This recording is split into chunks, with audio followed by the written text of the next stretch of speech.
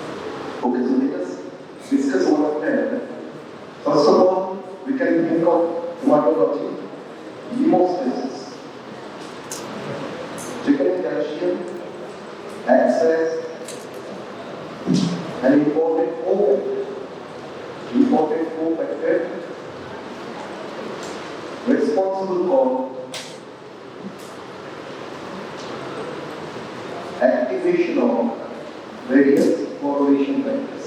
Activation of correlation factors.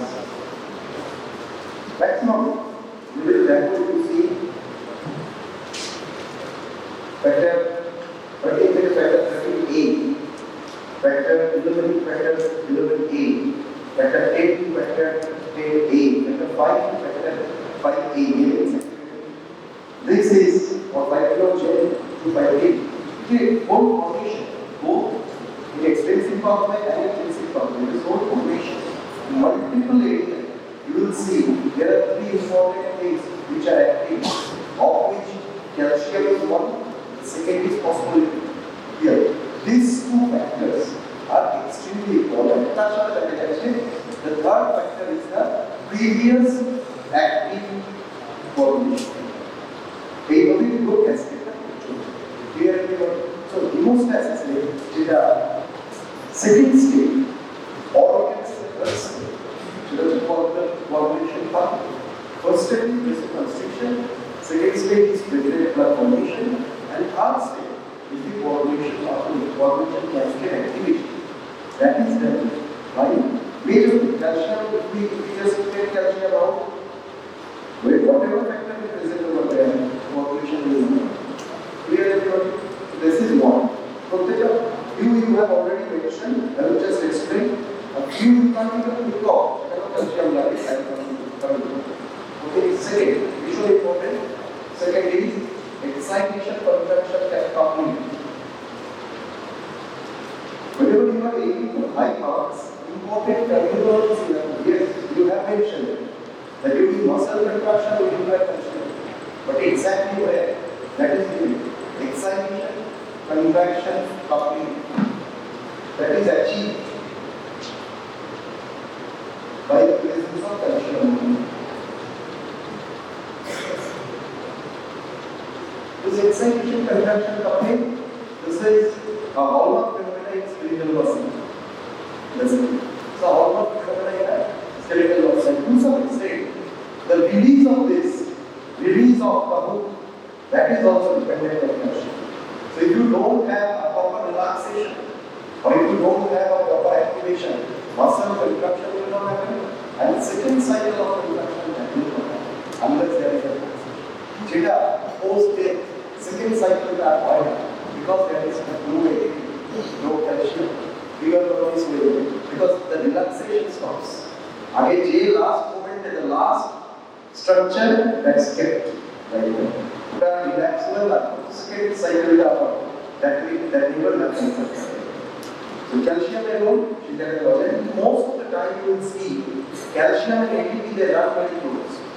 Wherever calcium is working, some of ATP is also working. Basically, that means in most of the energy giving activities, calcium is needed. That's why ATP is so close. They are more or less not related but colleagues. Yes. Not related but colleagues, more or less working in the same distribution. Here, third one which is very important, which is cardiac action potential. Cardiac action potential. And there are two action potentials in heart. One is action potential of working myocardial cell, and the second is action potential of pacemaker cells. Pacemaker cells. এই যে pacemaker cell CVS হয়েছে তোমাদের? Cardiovascular system হচ্ছে? চলছে। কেউ কি এসেছিল? কেউ কি এসছে? Have some idea about this? খুব বেশি করে আমি আজকে দেখতে পাবো না, দেখতে পাবো বলছি। Pacemaker cells. This pacemaker cell action potential is known as diastolic depolarization. This pacemaker cell action potential is known as diastolic depolarization. In either of them, we require calcium. Neither of them, we require calcium. Usually, just as a side note, we can give cardiac action potential, heart is a muscle আছে. In terms of heart is in terms of action potential, two different and distinctly behaving tissues are found in heart. One, which is myocardium, that whichever is forming the wall of the heart. The second is the pacemaker tissue. SA node, every node, bundle of phase, and this group, second group, they behave in a different way. Reason is autoimplicity. We don't have to every day in the morning, we have to wake the Hade go to go and say, it doesn't require. Because heart has autoimplicity. And this autoimplicity is due to the diastolic depolarization or pacemaker cell action potential. Clear? খুব ছোট করে যদি বলি working myocardial cell, তাদের যদি দেখি they have this set of action potential. 5 shape থাকে। এইখানে সোডিয়াম ঢুকছে, এইখানে পটাশিয়াম বের হচ্ছে, this is the phase 1. This is the third, plateau phase, phase 2, where actually calcium entry is happening, which is equivalent to potassium exit. This thing happens. So calcium is utilized over here. Phase 2 or plateau phase of cardiac action potential. Because just একটা line, যদি এই question আসে, যে কোশ্চেনটা explain করছি, you can say that calcium required for working myocardial action potential used in the plateau phase of phase 2. Just the more specific you are in your writing, you will get more marks. In case of pacemaker cell, the action potential looks a little different. Kind of this. Here also, this area, we get calcium-induced depolarization. So in pacemaker cell also, depolarization is due to calcium entry. There are multiple other mystery in this. I'm not going into that because the class will be moved into that direction.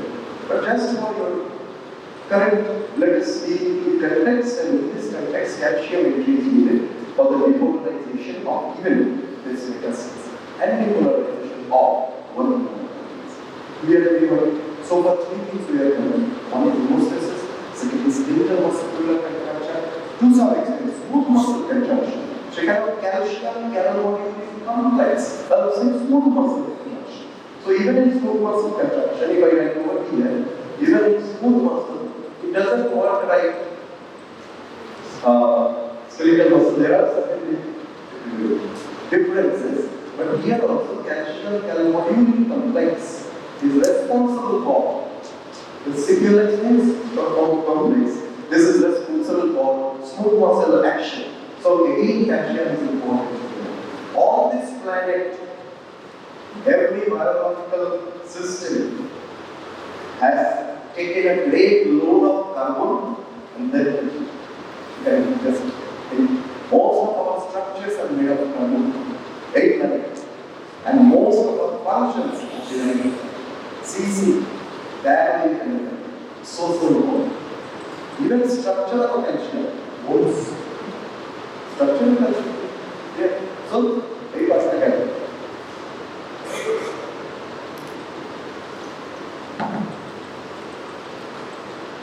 Next, coming to point number 5 on this, calcium is responsible in most of the case in neurotransmitter release.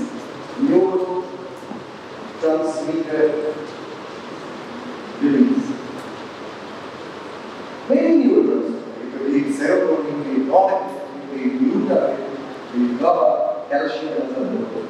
Neurotransmitter release from neural membranes, both in CNS and PNS, peripheral nervous system and central nervous system. Calcium is responsible.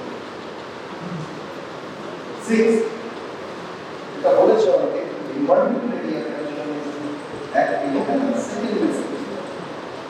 second message. There are a number of second message systems.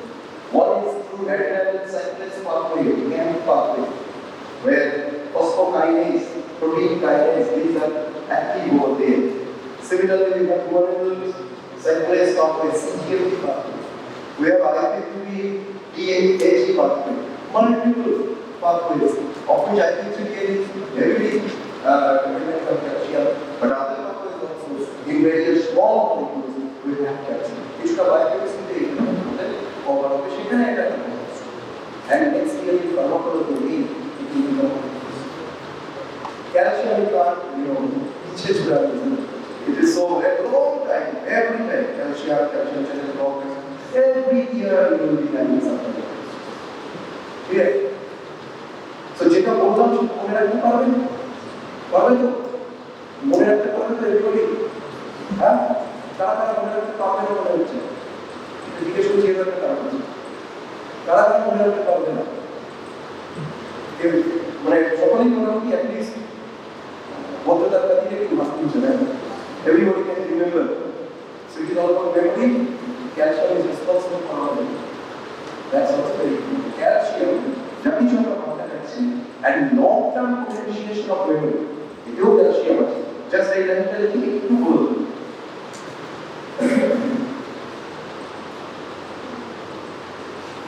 Memory and something called brain GPS. What is that? Brain GPS. 2014 novelist. Basically, একটা বিড়াল বা একটা কুকুর যদি বাড়ি থেকে বেরিয়ে যায়, 2-3 মাইল দূরে চলে যায়, most of the cases, unless some accidents happen, they can come back. তুমি এখান থেকে বেরিয়ে গেলে বোলপুর স্টেশনে গেলে, again you can come back without the help of any software. তুমি let's say simple example. Come out of the hostel and you were coming to the lecture theatre 1, not to the lecture theatre 2. And you know by somehow that this is the building where lecture theatre 1 is there. You are not going to any other block. How this is happening? You will see the practice, but how? Faster than what you want to do. Maybe secondly, you can come back every time without asking anyone. Right? And this is happening because inside our brain there is an inherent GPS system. This GPS system acts on directional memory, positional memory, locational memory. This happens only when our hippocampus and neocortex, hippocampus and neocortex, they actively serve. And this strengthens the memory. Repeat memory. That is just because more and more calcium is released, more and more neurotransmitters are released.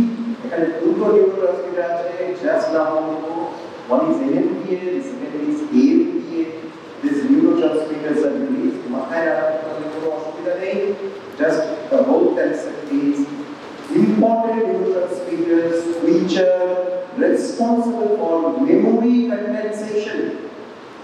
Works under the direct influence of calcium in brain. Where in brain? hippocampus and neocortex. What are the receptors? Receptors are AMPA and AMPA. এখনি আজকের ক্লাসে latest এই question আসবে না, but neuro হয়ে যাওয়ার পরে question আসবে। সো বেসিক্যালি এটা long term condensation of memory or long memory এটা শর্ট টার্মকে লং টার্মে কনভার্ট করছে। Calcium is responsible for this. Clear everyone? তাহলে মোটামুটি অর্থোপেডিক যারা smooth muscle, coagulation, cardiac muscle, skeletal muscle, GI system, GI enzymes and hormones activations.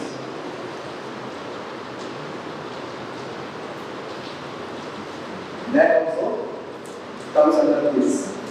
Hemostasis comes under this. Innumerable number of biological reactions happens under calcium deficiency. All of the church. Clear with the topic? Let us watch our question. The more important topics and important details that include, you will get closer to. Clear? You are already memory and everything. Jurasi, calcium dependent calcium release. So the molecular concentration का সেখানেও বেড়ে যায়। এটা একটা question for neuromuscular junction, এটা একটা question for skeletal muscle, love muscle, আরেকটা জিনিস সেটা হচ্ছে calcium should again go back to the sarcoplasmic reticulum for the next level of আমাদের এই 8.1, what is our main agenda in 8.1? Our main agenda in 8.1 is to understand the calcium physiology and the regulatory part of the calcium physiology with respect to bone physiology. Bones টা সম্পর্কে আমাদের কিছু বুঝতে হবে এবং এখানে যেটা আরেকটা জিনিস যোগ করার 9 হচ্ছে bones. Bones are formation, the mucosis, resorption and bone formation. Both are under the action of the calcium. In case of memory, another ion is very important, that is magnesium. Magnesium is quite important. And most of the time, at least for your current year, calcium and phosphate, this metabolism you have to understand. Anyway, so coming to certain information, first, normal plasma calcium level. Normal plasma calcium level. This is 9 to 11 mg per dl. আমরা অনেক সময় আমরা ভুলে যাই sodium পটাশিয়ামটা মনে থাকে, ক্যালসিয়ামটা থাকে। এটা যদি বেশি হয় হাইপারক্যালসিমিয়া, এর থেকে যদি কম হয় hypocalcemia, and both of them have their own clinical features. Will come to it. দুটোতেই দরকার আমাকে নরমালের মধ্যে রাখতে। Now is this 9 to 11 mg/dl, is this calcium totally available or not? সেটার জন্য বুঝতে গেলে in our body there are 3 types of calcium. একটা হচ্ছে 45% of calcium is free or ionized calcium. 45% of total calcium is free or ionized calcium. This free or ionized calcium is available for physiological action. बाकी जो calcium है 45% free valence is ionized. So this guy is available. Calcium as a salt is not workable. This one is workable. Ionic variant of calcium. Another 45% is protein bound. Another 45% is protein bound. And that's why we should important for the experimental question as well. Whenever you are looking at the calcium report of a patient, simultaneously look at the serum or plasma hemoglobin. কারণ কি যদি কারো plasma albumin কম থাকে তার overall protein count factor of calcium loss will low.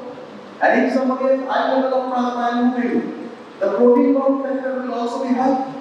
So therefore, whatever blood calcium আসছে, that doesn't give you the exact idea of actually available calcium for the physiological action in the body. Therefore, there is one equation we call it corrected calcium score, which depends on the albumin level of the patient. Medicine is idea রাখতে হবে যে corrected calcium is more important. The concept of corrected calcium. তুমি বলতে পারলে honours লেভেলের কোশ্চেনের answer দিন শুরু corrected calcium তোমাকে ইকুয়েশন করে রাখার মুখস্থ করার দরকার নেই ইম্পর্টেন্ট কনসেপ্ট মনে রাখতে হবে why this is necessary because we need to correct it because albumin level or protein level in body changes the availability of calcium. More protein means it can hold calcium more. Clear everybody? Clear? So level of protein is important. That's why whenever we are looking at calcium level, we have simultaneously to look at albumin. Clear? Okay. And the last 45 what about this 8%? This is in the salt form, basically with any anion. So in a salt form, any anion, the calcium bivalent cation, কোনো একটা anion তার সাথে একটা salt force. এটা directly it will not come into the physiological action. Calcium phosphate দিয়ে acid Messenger হতে পারে না। তার জন্য Ca2+ হয়ে যাবে। এইটা আছে। ক্লিয়ার করতে পারেন?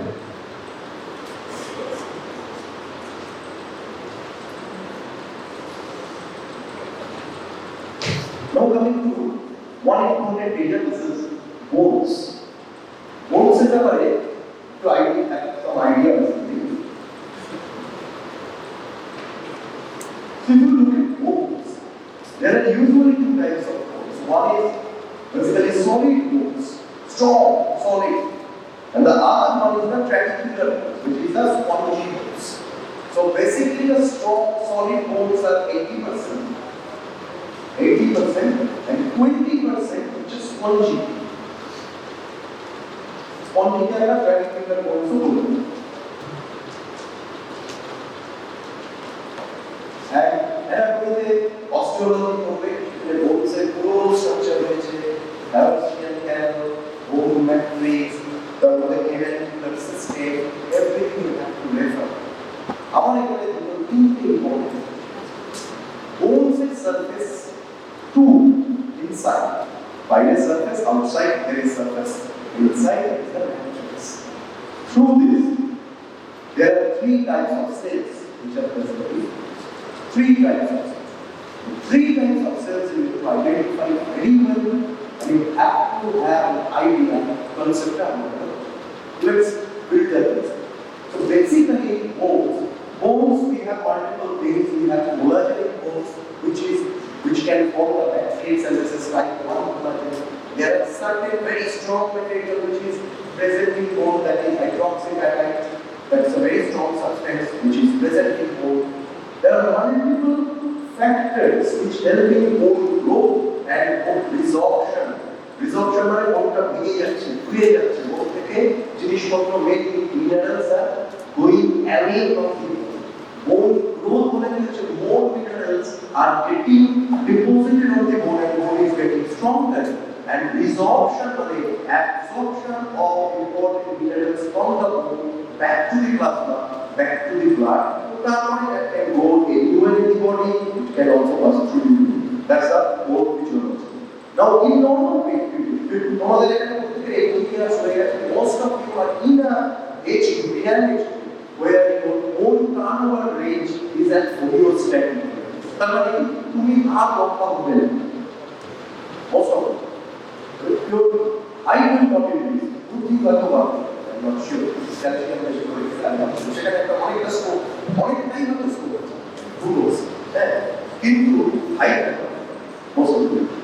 তাহলে কিন্তু নাম দেখবে তোমাদের ক্ষেত্রে তাহলে কোথায় জিনিসটা আসছে, তোমাদের ক্ষেত্রে আসছে যা বোন টার্নওভার হচ্ছে, whatever salt is being deposited in your bone, almost same amount is dissolved from you. That's what yes.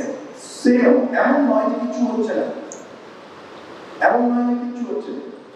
কি হচ্ছে, মোটামুটি যতজন আসছো কিছু লোক বায়োমেট্রিক দিয়ে ফিরে যাচ্ছে। I see no. হ্যাঁ, তো এটা যে ফিরে যাচ্ছে দ্যাট ইজ রিসর্পশন। মনে রাখতে বলতে যারা ফিরে যাচ্ছে তারা হচ্ছে রিসর্পশন রেটটাতে রয়েছে। কিছু লোক এসে আমাদের 5টা ক্লাস বসে থাকছে, এরা বোন গ্রোথ করাচ্ছে। তোমরা মোটামুটি ওই ফুলটাতে আছো বাইরে ক্লাস হয়ে গেলে চলে যাবে, দ্যাট ইজ তাহলে ভেরি ইয়ার 12 বছর 13 বছর 2 বছর 1 বছর 5 বছর for other people content extended anybody till adolescence when they go up, go through all. During that period, bone activation is more than bone absorption, or bone deposition rate is more than bone resorption. After this, up to a particular time, maybe 40s, maybe 50s, maybe 60s, continuously going of age when whatever is being deposited, it is being resolved almost at the same amount. এখানে একটা important query আছে. Can we change this voluntarily? Yes, we can. কিভাবে করতে পারি? জিমে যাও, weight lift করো. The more tensile force you put your bones under, the quality and density of bone will grow.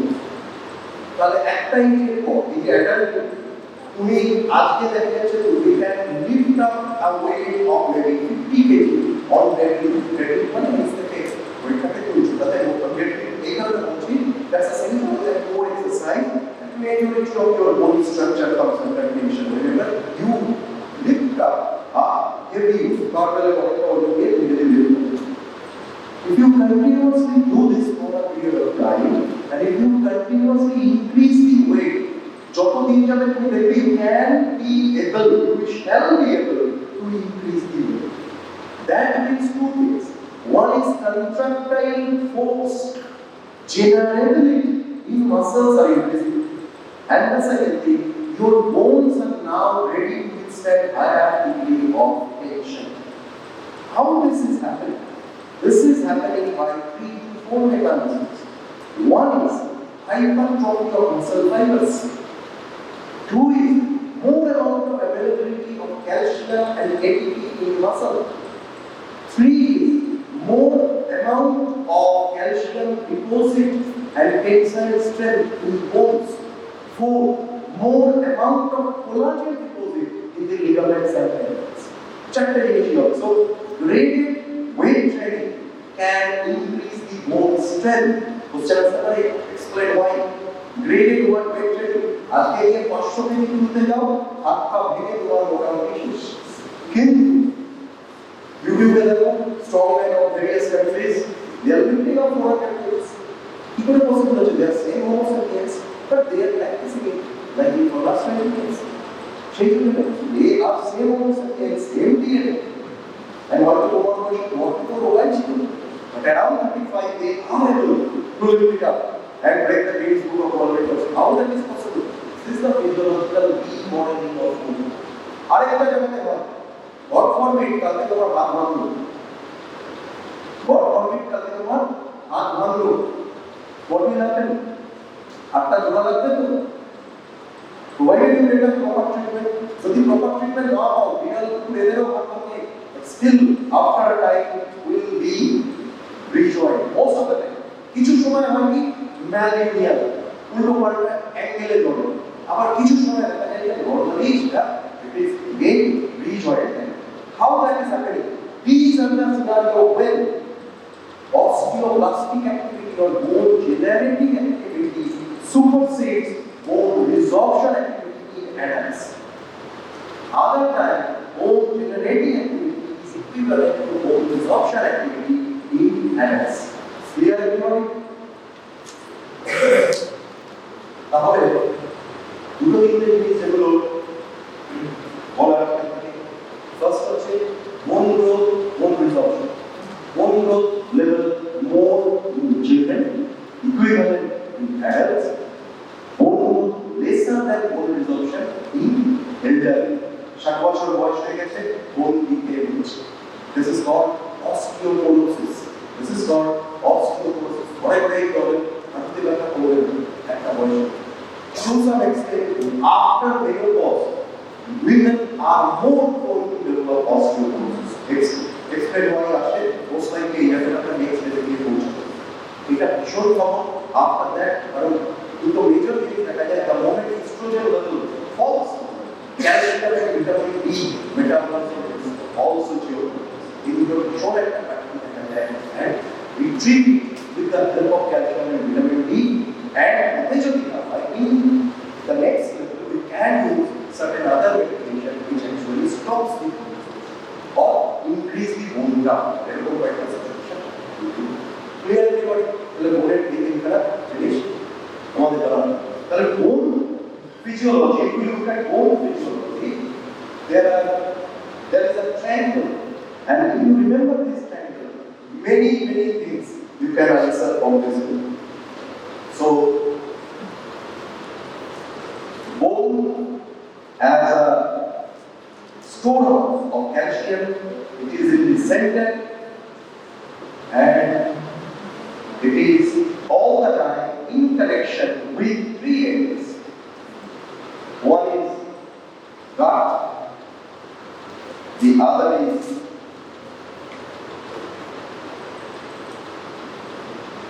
kidney, the other is glands. Glands are over there, we do have parathyroids. This is a triangle that we put in.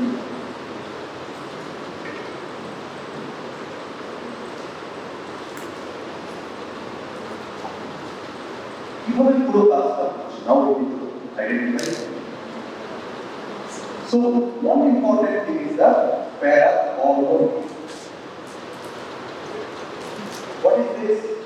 It is a hormone which has 84 amino acids.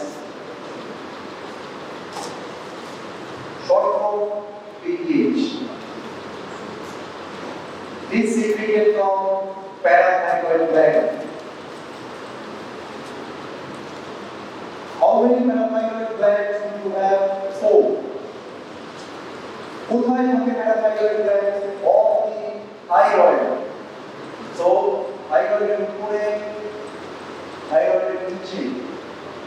So superior and inferior pole of both parts of the root segments of the thyroid সেখানে parathyroid glands. So 4 of them are there in total.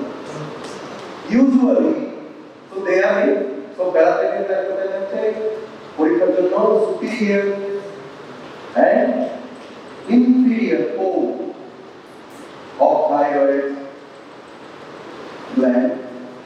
এখানে parathyroid তা এই জন্য খেয়াল রাখবে, there is another question. After thyroid surgery, bone or calcium level may be disturbed. Currently, due to some fallacy or some complication of surgery, along with thyroid removal, parathyroid can also be removed. If that happens, your total metabolism will be removed. So questions might be found on this concept that you need to remember. Remember it will be that. Yes. So coming to this idea, parathyroid basic task and quality, later we will build up on the next day. Parathyroid has a very peculiar role on the parathyroid. First of all, it is secreted as a PPH.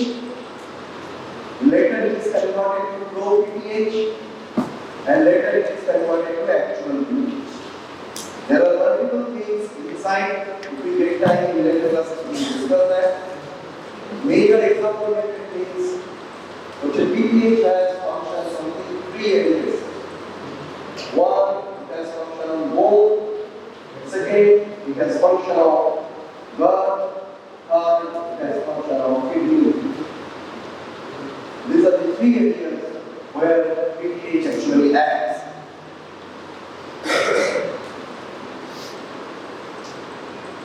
PTH, how does it act? Can it act directly? No. It acts through receptors. And what are the types of receptors that PTH has? PTH has usually 3 types of receptors. 2 of them basically F regulated. One is IP3 regulated. So two of the pH receptors are CAM regulated as a second messenger, and one IP3 regulated as second messenger. pH receptors are present on most of the areas where pH acts. That means pH receptors are present on both. It's important. pH receptors are present on gut. pH receptors are present on kidney. That's why, and hormone will only act most of the time to reset its own receptor. Otherwise, it cannot act in most of the cases. So, on both, where pH receptor is present, pH receptor is present on osteoblast. pH receptor is present on osteoblast.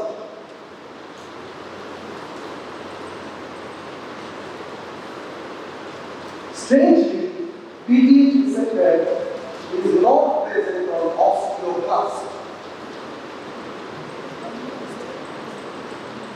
But if you are wondering what they are, a little bit of background about these cells to understand it better.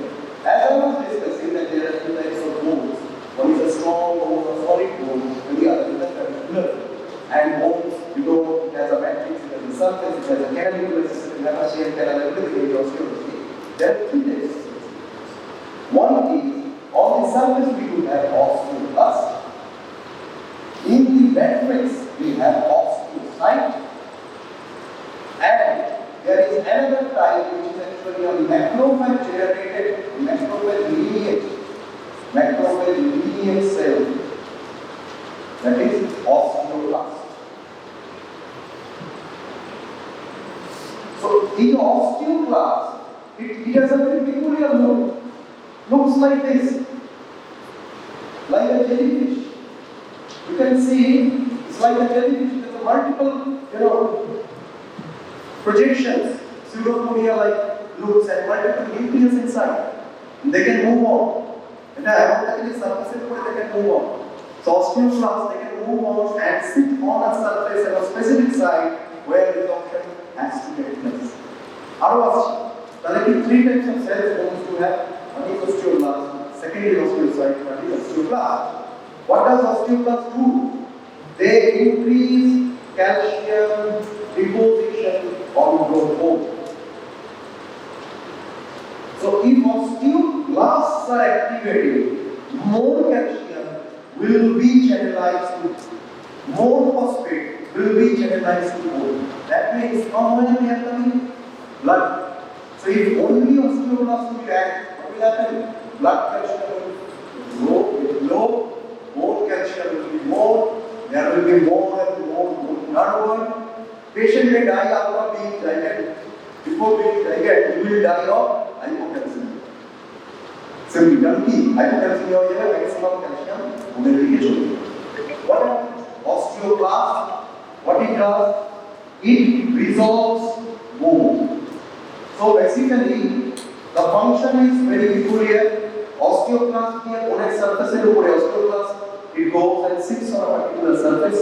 There is one H plus ATPase pump which acts over there, which increases the H plus concentration on this bony surface.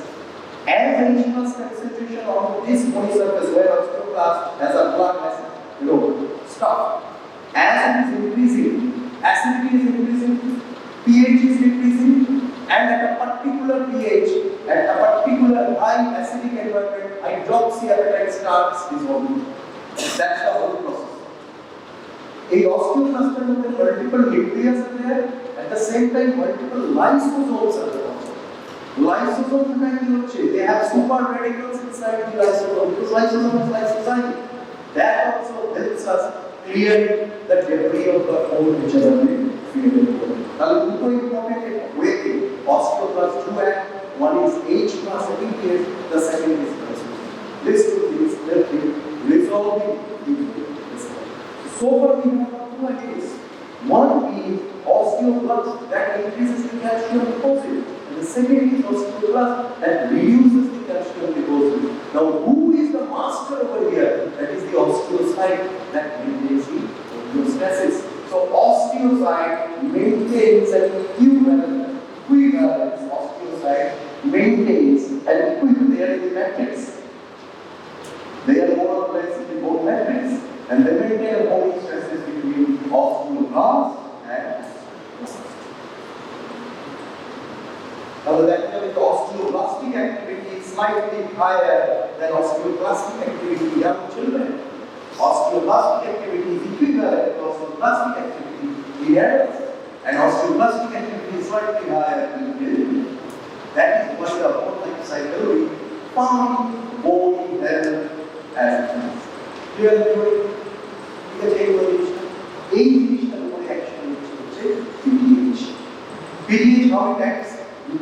Okay, it was the last discussion how PDH acts on bone. So PDH has receptor on osteoblast.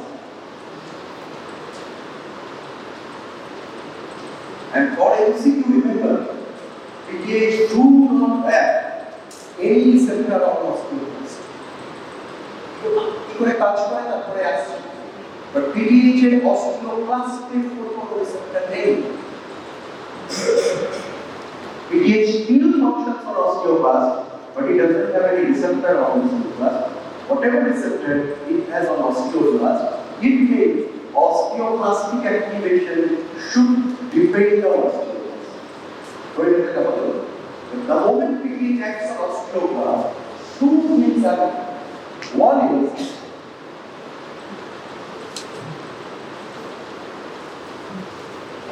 macrophage colony stimulating factor, MCSF. Macrophage colony stimulating factor. As the name suggests, macrophage, if you have read GMCSF, if you have read GCSF, what they do? They are taking stem cell look activate, they are activating the stem cell and they are differentiating them into their particular lineage. Now something called macrophage CSF. What it will do? Will it visit macrophage? And I have already mentioned. Osteoblast is a macrophage lineage cell. So MCSF is a direct signal to increase and differentiate the number of osteoblasts. MCSF is a direct signal to increase the number of osteoblasts.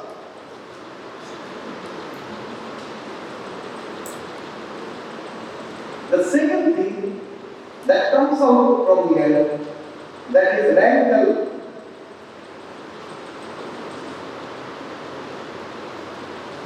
Radical is receptor activated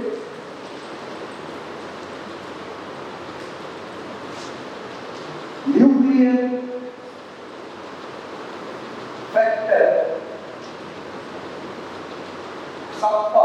This is not A, but what we actually kappa ligand. That is radical. Multiple research is going on this. This is a very important area for the research. So, receptor activated nuclear factor kappa ligand, and it is a kappa ligand beta. This is images presenting osteoblast. If you don't remember, you can just write radical sufficient. So, two things in the capture. One is MCSF is coming out, the second is radical is coming out. Radical ligand is coming out. It has its action of differentiation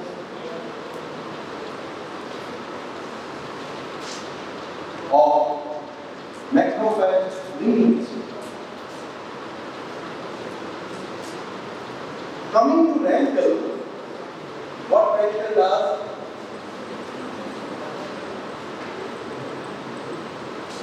In osteoblast, rad is present.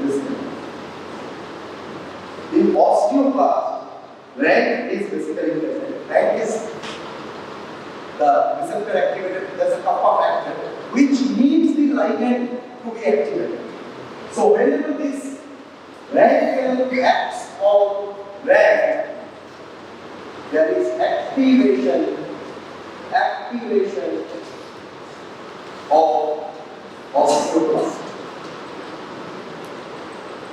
leading to differentiation,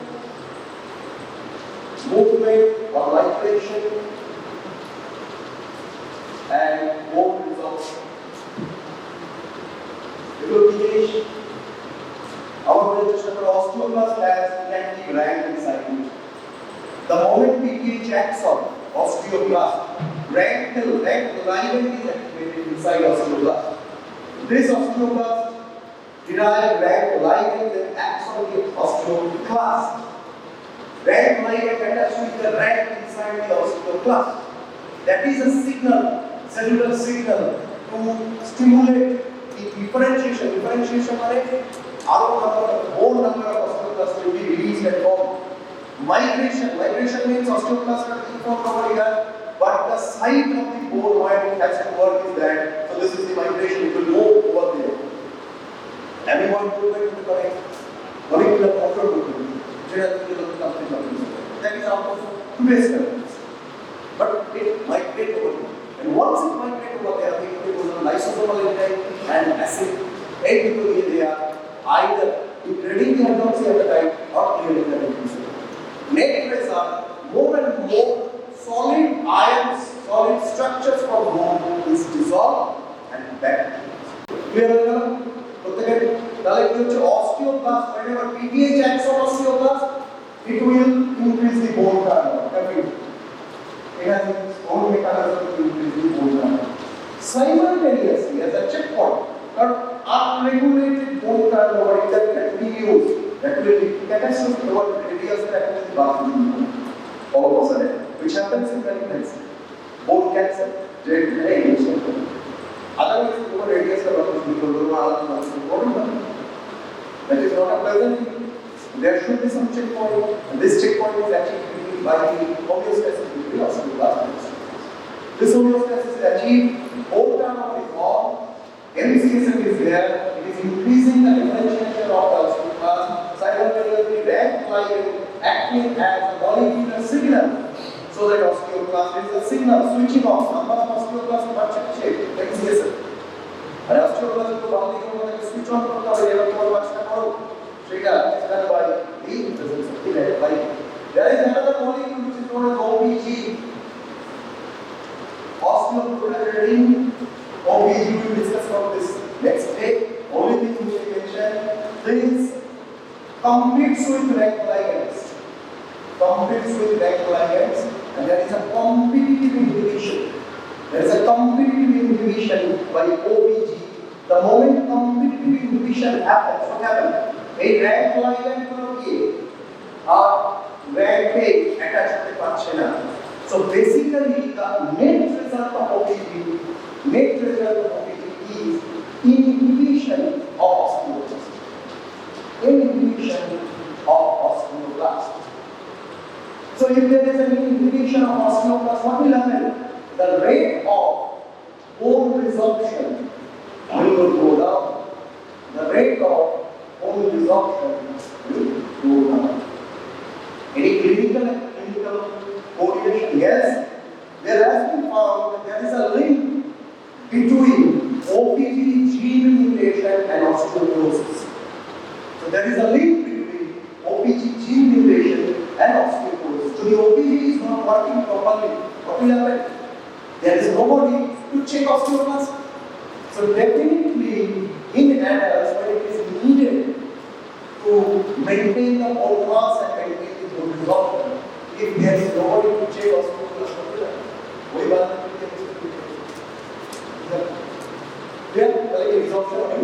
increase losing the ions will increase protein bone fracture, pathological fracture, delay to আমরা এখানে আজকে আছি মোদাল accident so next day একদম আমার সব কিছু আপনি চলে এসো এটাকে আমরা আমাদের 3 দিন লেগে টু মিনিটস প্রত্যেকটা ইম্পর্টেন্ট ক্যাশটা আমরা বিফোর এন্ডিং সিম্পল থিং মাথায় রাখো এটা লিখতে পারো pH increases serum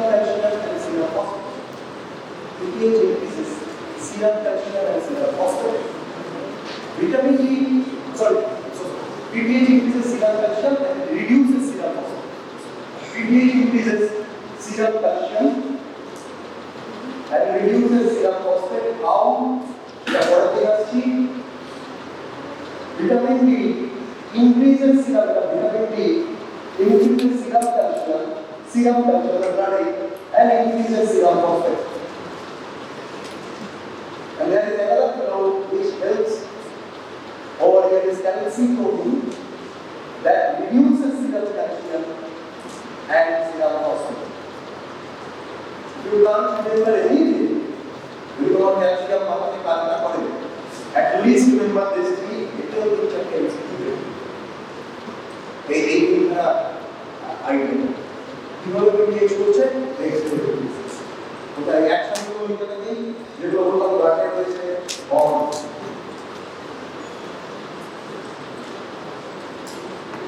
So,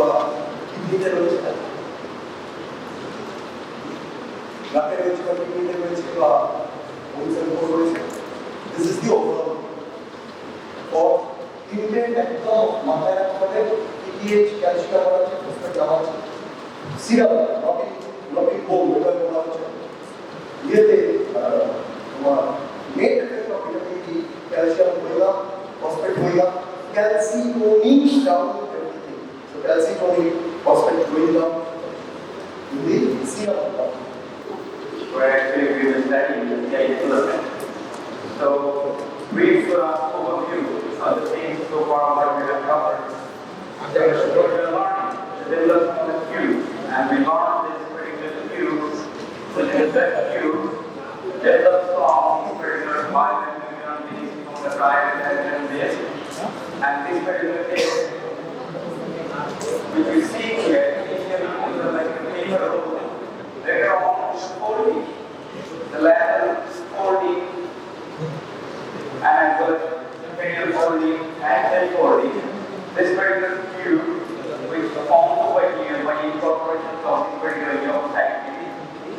Now, this particular yolk activity forms this particular tube, we call the fluidic tube. This fluidic tube can be divided into two segments.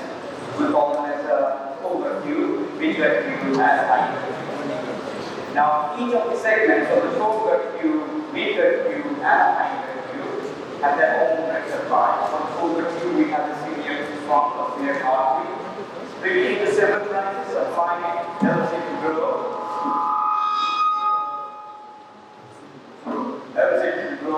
Then we have this midgut tube.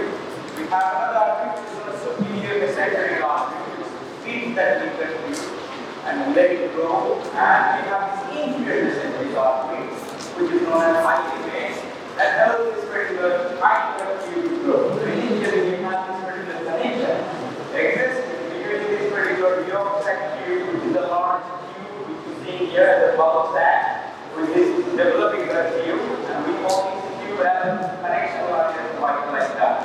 Now, this particular vital like that we mentioned at the beginning part in the important because involving this vital like that, we have this particular clinical error or clinical situation that you have to understand that you have to learn. So, we will be coming to this particular vital like that, and the fate of this particular vital like that today and subsequently. Now, we have seen this particular foregut tube, which is really foregut, and got like this very big which is present. The foregut is divided into midgut, and this particular foregut will be enlarged from just like a study. The detail of this is developing into this esophagus, the stomach, and this particular upper part of the duodenum. And it develops into a number of organs, present in the region, like the liver from the different bird. All over the body from this particular duct, which is coming over here, we call the cystic diverticulum. Then we have the pancreas, which develops from the diverticulum too. There is known as pancreas diverticulum. And this pancreas diverticulum is two of them. Now, because of this particular development of the stomach, we mentioned that particular stomach grows differently and it makes some rotation because of the rotations of the stomach. And the other thing is the change of the curvature with the stomach has rotated curvature and the center which is the name of space nerve from the right left to the anterior posterior, and as well as the folds of space part we call the submucosa nerve. So this is the phase of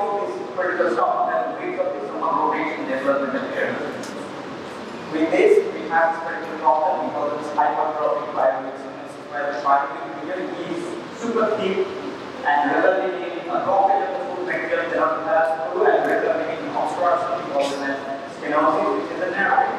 We have reduced the removal of these muscle fibers to create that in this particular lumen. Now from there, we have this particular lever which grows as a lever guard into a mesenchymal tissue, we call them as septum transversum. And this particular thing, which is a blood vessel which is present in it, develops or breaks down and forms sinusoids that the hepatic part utilize the cells, which is known as the hepatocyte. And this particular capsule, which is present inside this particular element, which develops from a mesenchymal element of septum transversum itself. We have this particular gallbladder developed from here, like cystic diverticulum. We have a number of areas involving this particular cystic diverticulum and the formation of the biliary system, which is kind of very important for us to understand because this particular area of the gallbladder area, like ratio of the point extrahepatic, intrahepatic, complications of the gallbladder, or absence of the gallbladder. These are the different types of the animals involving the gallbladder. These are very important. Then we have the pancreas developed from two guards, we call this medial and lower pancreatic guards, which later on, because of the locations of the stomach, we don't move on, which is because of the locations of the medial one, move back immediately against the back side, fuses with the dorsal pancreatic guard on this particular single pancreatic guard.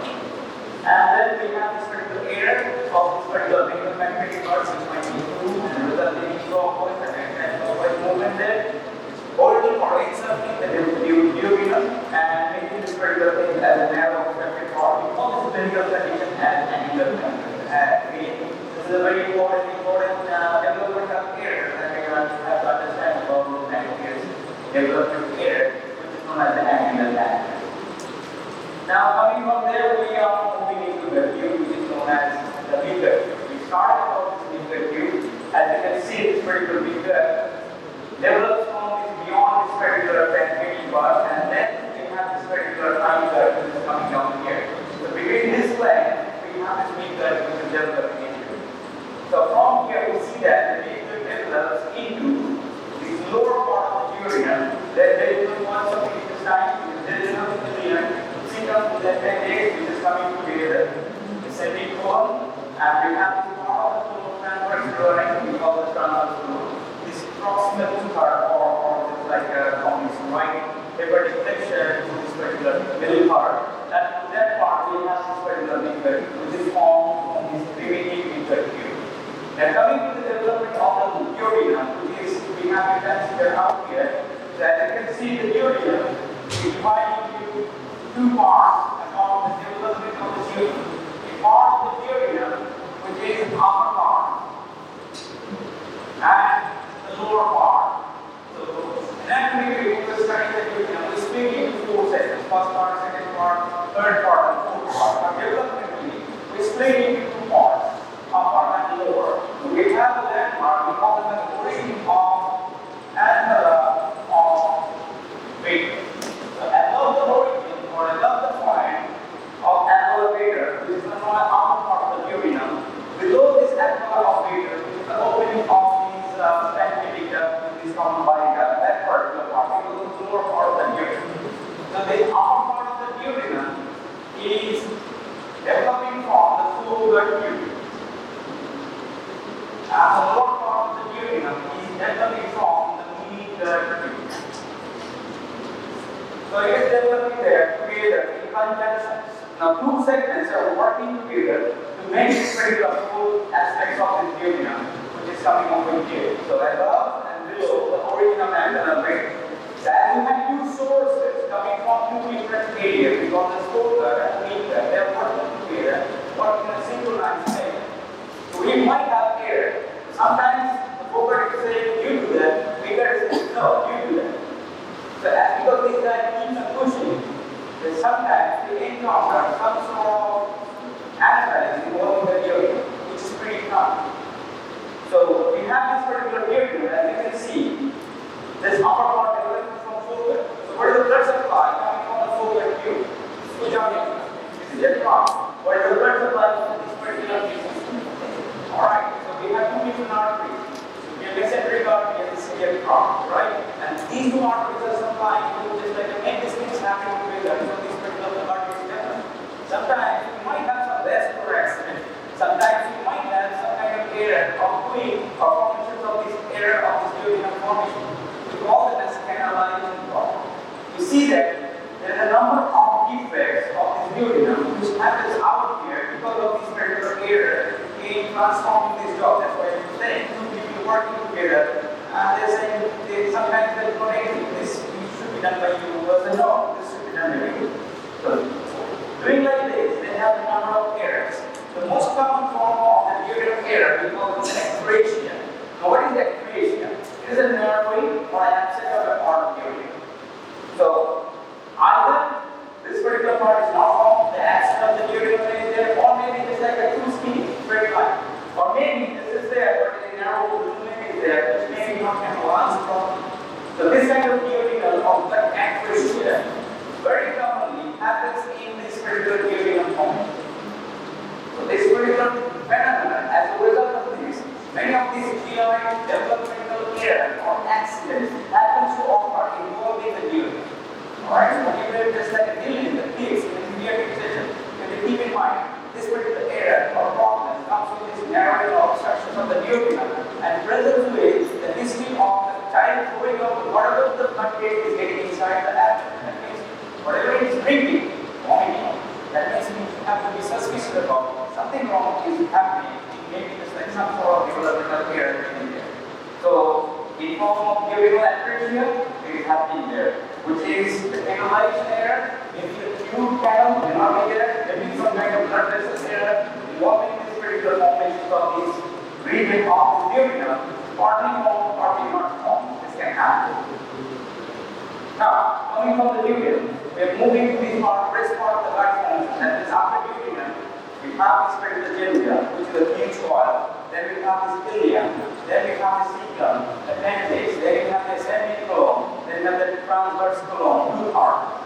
So this entire leg is coming from a group from this particular tube.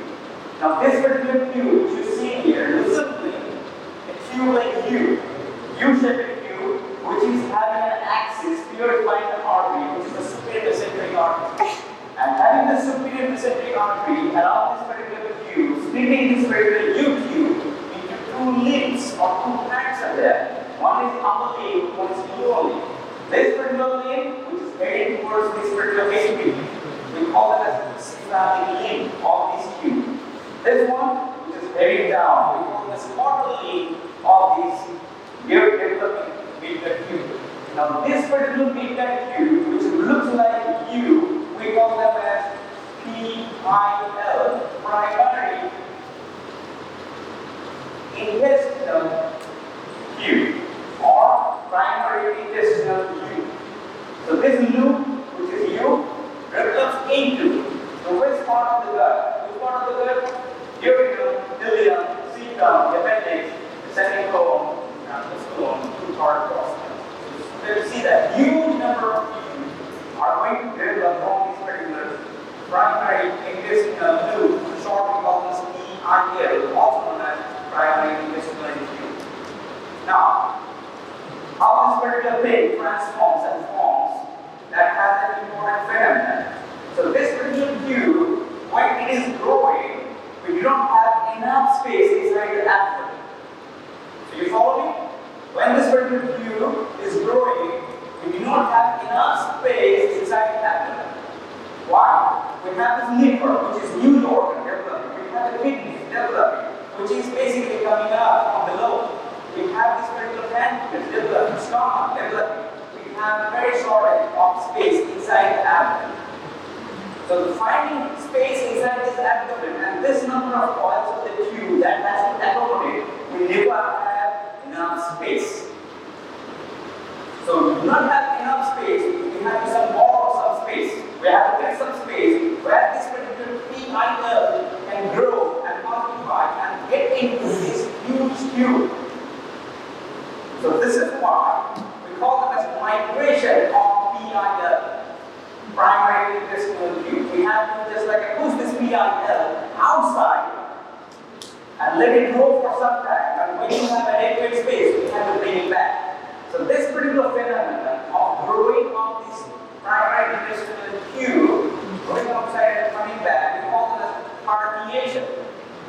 Now this particular herniation is happening every time, every individual, and it is temporary. That's why we call this particular migration of Q as physiological herniation of the Q. Physiological one, because it's temporary. It happens every single individual. Once we have this particular migration of the Q, and this particular Q was essential for developing all these PIL. Right? So the herniation of the Q. Alright? Now this physiological herniation of the Q, we get it in the short note. So you have to mention how these things happen. So here's the story.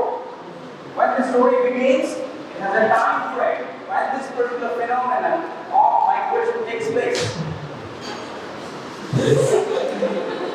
Right? One time, random time, migration happens. Right?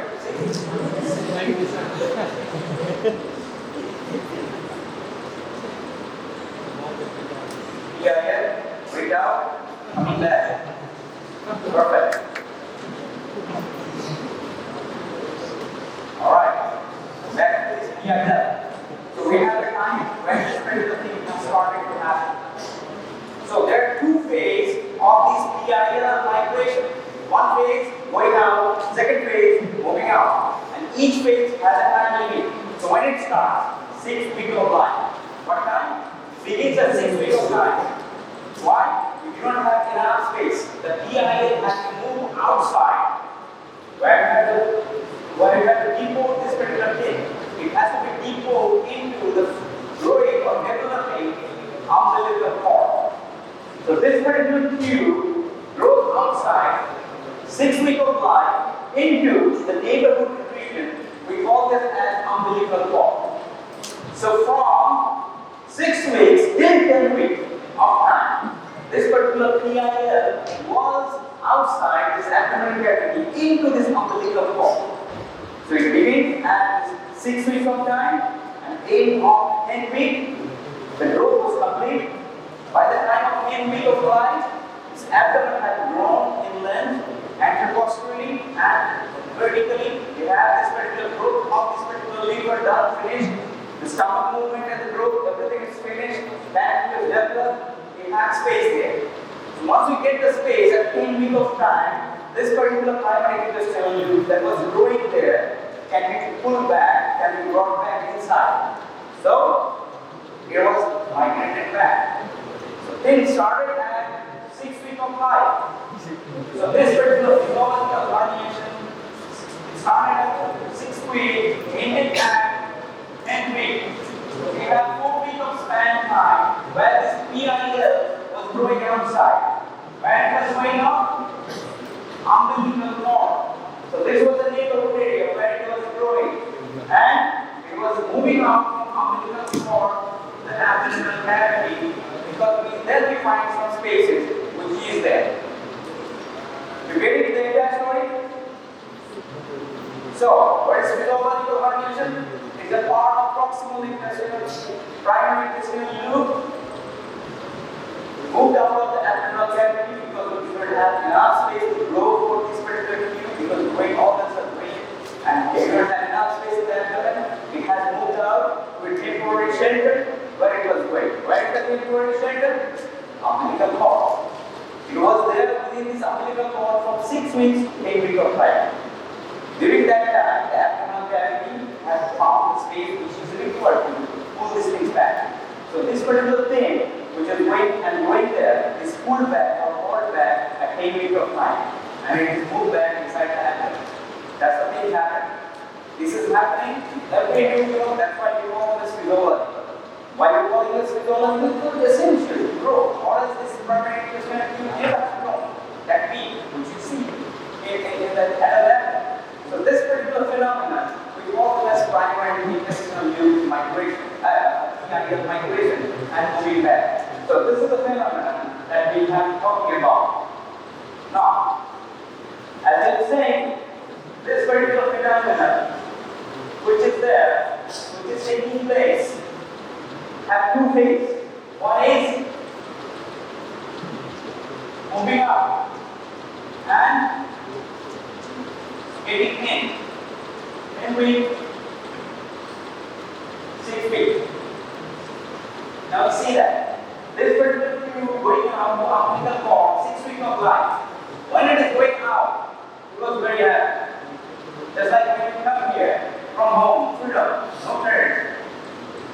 All what you want to do here, you can do. Right? Very happy. Once you are happy, what happens to that? It rotates, dances. So when this particular thing is moving out, it dances. There is a rotation of primary intestinal tube happens when it is moving out. And the rotation of this particular thing happening is anti-clockwise. And there is an amount of rotation, which is 90 degrees. So when you guys came here from your home to this artificial space, you find alright, it's freedom. Very happy. Later you realize, oh, it's not. Maybe you go back home, you become twice happy. So again you dance. So when you move back, getting into the way become life, inside the abdomen, you are twice happy. And again you dance. Then again you have the rotation. Now you have twice happy. Now 92, so there is 180 degree anti-clockwise rotation. This is the thing which is happening when the spacer is moving out and getting back. So this particular thing we are talking here is a physiological rotation of the digestive. It's going out, going there, you're starting here, going back home, happy, whatever you hear. Make it happen, make it go. That's what is happening into this particular primary intestine. Alright? Good so far? Good? Okay with this? Now, we move to the next part of the story. We are not done yet. Now, when we are moving back, so pay attention here. When you are getting back, 10 weeks of life. This particular thing is now placed inside the abdomen and it is going back. So when it is going back inside the abdomen, it has a set of roots to follow. What is the set of the roots? So whoever returns first settles down to the left side of the abdominal cavity. I repeat. What I said? When you are going back, there is a condition that is applied there. When you are going back, there is a rule. What is the rule? Whoever is getting back first will settle down to the left side of the abdominal cavity first. And whoever is getting back at the end will be settling down to the right side of the abdominal cavity. You get it? Okay? So, if I am saying the cecum is getting back first, so where is the cecum will be getting back? To the left side of the abdominal cavity. I am saying if it is a duodenum which is getting back first, where it will be settling? Left side. And if I am saying this transverse bone is getting back at the end, where it will be settling? Right side. It's the rule. And if you have any violation of this rule, we have a consequence to this. Okay? So again, when this particular organ is getting back, whoever is getting back, the first one will be settling down to the left side of the abdomen, and the last one will be settling to the right side of the abdomen. So now nature chose a rule, or set a rule. Who is going back first? It has a rule. So it chose the duodenum. So the duodenum is the part of the primary intestinal tube which is formed. Will be settling, getting back first. So his rule number is the first one. We got that. And if the duodenum is called that as the first, where is the duodenum and jejunum will be settling? The left side. So this first one is the jejunum, coming part, little part of the duodenum, which will be settling down at the first to the left side quadrant. And the cecum will be the last organ to return. It will be settling down to the liver or under the liver on the right side. So this whole story of these particular migration and returning from them is this, we call this physiological herniation. It's a short one. We have to explain with this particular short one. The timing, when it starts, which part of the gut tube moves out, when it moves, when it gets back, and what are the conditions when it getting back. While going out, what are the degree of rotation, while coming back, what's the degree of rotation. And together, how much rotation it makes. 90 plus 180, 270 degree anti-clockwise rotation is together happening in this entire family. So this entire story, you have to collaborate in one or two every phase, right? Phase 1, phase 2, this particular phenomenon, and the state of rules what is happening. So it begins on the 6th week of life. This particular thing goes inside this particular like umbilical cord, expansions of the liver, and this thing makes this particular thing through scanty, and this particular thing enters the umbilical cord. When it moves out, we have a rotation. The rotation is 90 degrees, anti-clockwise. It is happening along the axis of is again the centric artery. And then we have this return of this particular thing, which is the retractions of the artificial loop. So when it's happening, phase 2, here we go right. The coil which has grown in this umbilical cord getting inside the abdomen. When it is happening, getting inside the abdomen, it is very happy. Rotation, 180 degree, anti-clockwise, same thing. Together.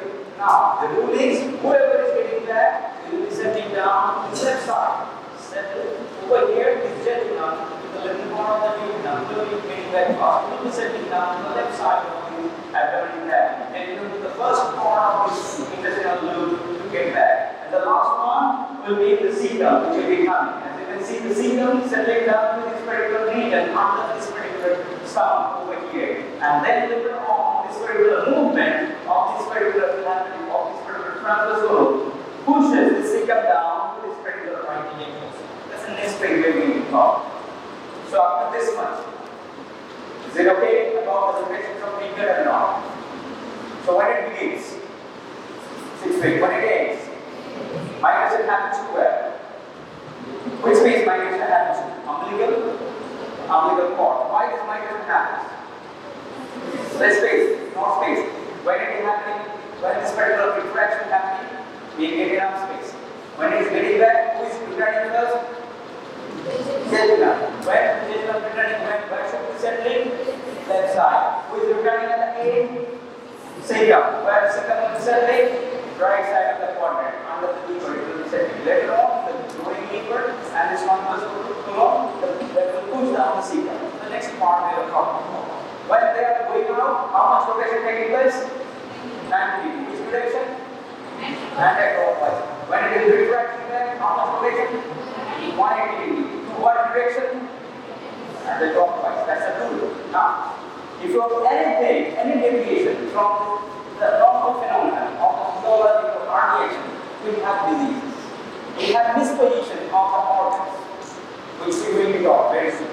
Now, the other part of this, we have to talk about the development of the cecum. Now we see that cecum develops from this medial part, the portal part of this primary intestine. This is the cecum where it develops. It develops as a part, which you see here as cecal part. Now this particular cecal part grows to this particular intestinal loop, grows over there, and gets this particular cecum form. So this particular cecum is the last organ we mentioned is coming back when it is retracting back. So this particular cecum, initially when it's coming back at the 10th week of life, settles down into this particular space. Here we have the liver. So a particular region where the cecum was settling down first. Later on, what you see, this particular transverse column moves up and this particular cecum drops down. So it pushes this particular thing down and this particular cecum drops down to this right iliac fossa. So this is how this normal position of the cecum is achieved. Sometimes we see that the cecum is placed under this particular liver or just below the liver. So we call it a submucosa position of the cecum. So why this particular cecum stays below the liver? Because the pushing of this transverse column didn't happen afterwards. As a result of that, cecum stays there. And walls of this muscularis are loomed away. This is a kind of transformation or movement error later phase of the development happens. So this particular cecum returns from this particular umbilical cord in fecal line, settles down to the right side of the abdomen under the liver. Later on, as the time progresses, the thrombus alone drops this particular pushes this particular cecum down. As this particular cecum growing down, you see that another projection is coming out as an appendicular part, appendicular projection. Now this particular cecum in the appendix settles down to the right iliac fossa in the head. So this is how this entire phenomenon of the formation of the cecum and this particular appendix takes place over here, over the time, from this right side of this abdomen, upper part of the abdomen, subhepatic, to this particular right iliac fossa. Now, we have this particular movement of the rotation taking place. Now we have seen this particular thing going on. So there is a fate of this particular rotation taking place. With this movement or clockwise rotation, anti-clockwise rotation, migration, we lose some of the mesenteries when we are going out and coming back. So as a result of we lose this length of the mesentery, some part of this, like a gut tube, becomes fixed to the posterior wall. The ascending column, the descending column, the sigmoid column part of it is fixed to this posterior wall. Because of the regression of this particular descent. So if you see the black shadow, whatever you are seeing here, that part of the mesentery was regressed during the process of this physiological hardening, going and coming back.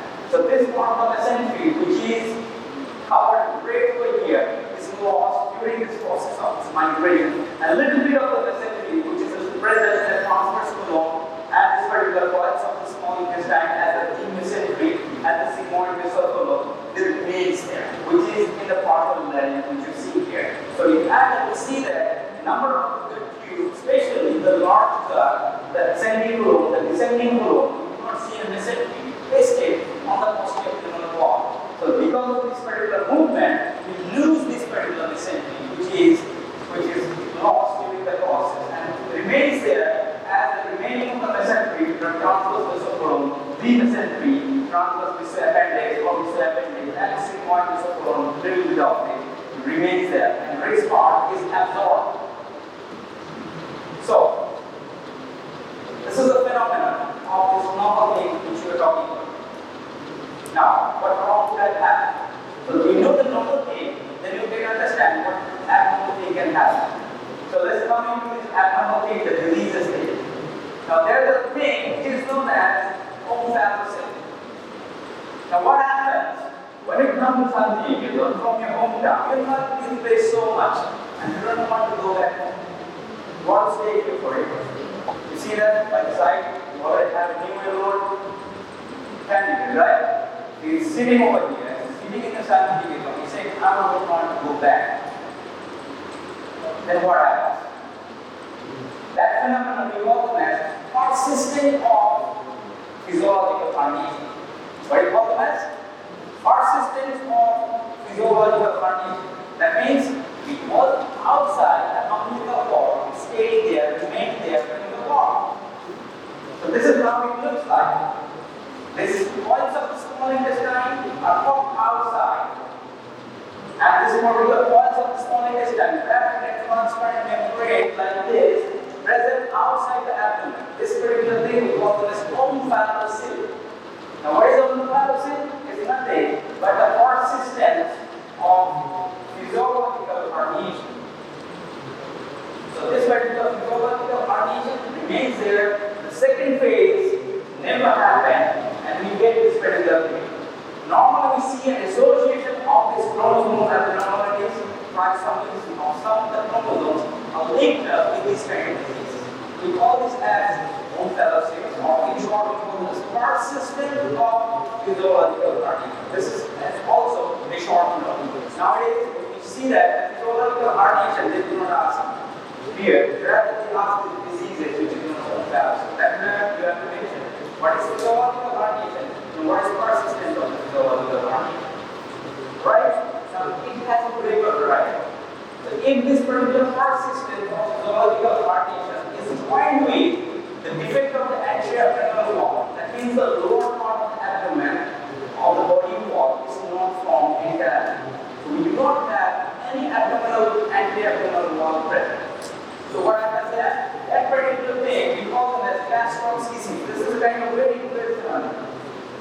what happens. This intestine, or parts of intestine, are exposed to the alkaline amniotic fluid and it boils it out.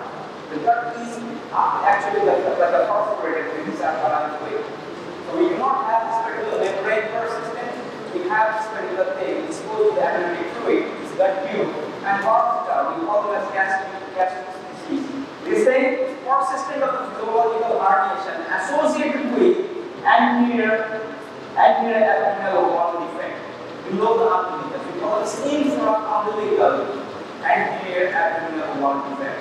But you know this thing, gastric disease, but just like you don't emphasize on it. You emphasize on this own fallacy, which is physiological persistence of herniation of the intestine. Alright? So which remains over there. Now, as we were saying, we have a set of rules when this particular thing is going to happen. So, we may have this particular phenomenon, this one now, which is known as the gut rotation defect. Now, what is gut rotation defect? That is we talked about here beforehand. Like when this particular thing is going on and coming back, it has a rotation, 90 degrees and 180 degrees. So instead of this particular 270-degree rotation anti-clockwise, you may have a situation where this particular gut rotates only 90 degrees. So you have only 90-degree rotation, which is happening in the first phase of life, and the second phase when you retracting back, you never had a rotation. Then we get a condition. That condition is where that condition you get the cecum and the transverse colon gets back first. So what happens if you get the cecum and the transverse colon back first? Where they going to settle down? Settle down to the left side. So we get this particular individual who has this rotation defect as a left-sided colon. So all the colon, transverse colon and the cecum is pushed to the left side. We call this particular phenomenon as left-sided colon formation, or left-sided colon. And the rest of this is placed on the right side, and the loop is on the right side. This can happen with this particular error on the rotation, on the degree or amount of rotation. This is one phenomenon. There's another phenomenon. So this particular rotation, we call them as taking place normally and anti-clockwise. If it is a reverse direction rotation, that is clockwise rotation, what happens? The transverse colon goes retrograde, goes to the back side of the stomach, and the coils of small intestine to the front side. We have this particular phenomenon, we have this condition where we have this reverse degree rotation. Instead of anti-clockwise, you have a clockwise rotation. Then this particular rotation leads to this particular problem. We call it transverse colon and the duodenum. Transverse colon has behind this particular duodenum, retrograde. And this particular, even behind this particular ascending intermesenteric artery that compresses that, we have a number of vascular problems, number of positional problems happening from there. So you have a 40 positions like this, abdominal positions of the intestine. What happens? So you have this particular peristaltic movement going on. So you have the 40 positions of this particular gut fluid. The peristaltic movement, which is triggered following the food particle movement, can lead to a 40 passage of the food. And that will lead to formation of a clinical condition we call it as volvulus. So there is a rotation inside this particular abdomen leading to a grave condition which is known as volvulus or internal twisting of the gut. But this is happening, what I mentioned over here. And certainly you will learn around these things. For this embryo, I'm not just asking you to remember anything about it except this particular phenomenon which is known as this gut rotation defect, which I'm emphasizing on banking on this particular disease on balance. So physiological gut rotation and persistence of physiological herniation, known as on balance. We emphasize on this. Rest thing we know them and we forget about it. So this is the phenomenon of the states which is related to us, which is important. Now, coming back to the another clinical condition, this is more important clinical condition. So this is what I started the story, right? So when I was doing internship, in non-medical medical college. And when I was doing surgical rotation, we didn't have any house staff or any superiors, only the visiting and me. So sometimes I feel like I can replace the visiting. I know better than him and I can do, I have more stake. Here is cellular what's it? Yeah, right, medical many. So, one day we have a patient who has a pain inside the abdomen, like coming with this region. So, right here was a pain, and I pressed there, and the neck part is, and the patient said, ouch. I said, okay, that's my last diagnosis, the final diagnosis. It is acute appendicitis. I'm going to open this, I'm going to the S1. He said, I'm going to open this, sir. Just help me to find it. So, you can go to it. Can you say a word? I said, okay, fine. I was in a meeting. He said, do this mild incision. He helped me to find this incision. I do that. I take this particular appendix out, put this line, with the forceps holding in the tissue. Taking it off, it was perfect, healthy, happy appendix. Say, oh, looks like healthy, happy. Put it back. No, this is not a problem. So then I said, put it back. Well, you put it back. I said, okay, put it back. So what do we do? Switch it out? No, you have to find something else. How do you know? Is there something else or not? Yeah, we don't know. I'm looking for it. Yeah, now I change my mind. I can treat this. You have to set the message. I said, now look for the mucus divertic. He said, mucus divertic, ileal divertic. So what knot is that? Will you pass? Yes. So, you will pass like that. What is persistence of mucus divertic? Well, I'll read outcome. I said, okay, he said, what is mucus divertic? And what is mucus diverticulitis? And we found that actually the present as a mucus divertic. So we talked about the beginning thing, about the connection with this mucus tube with this particular yolk sac tube. The channel present there, we call it as vital index. The vital index should not be present beyond 5th week of life. That should not be there. But if it remains beyond 5th week of life, that can remain as a diverticulum or a pouch. Then we call this particular vital index as ileal diverticulum or vital intestinal tract remnant, also known as ileal diverticulum. That ileal diverticulum is also known as mucus diverticulum. Now, what is a mucus diverticulum? We understand it rather than the so persistence of the vital index.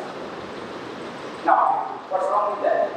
Now, if the mucus diverticulum is there, which is a pouch, if it is inflamed, it can mimic the acute presentations of acute appendicitis. So that's what will happen at that time. The patient were impressed here and out. They didn't have only because of the acute appendicitis only, but because of this persistence of the mucus diverticulum, which is inflamed, and we call it as mucus diverticulitis.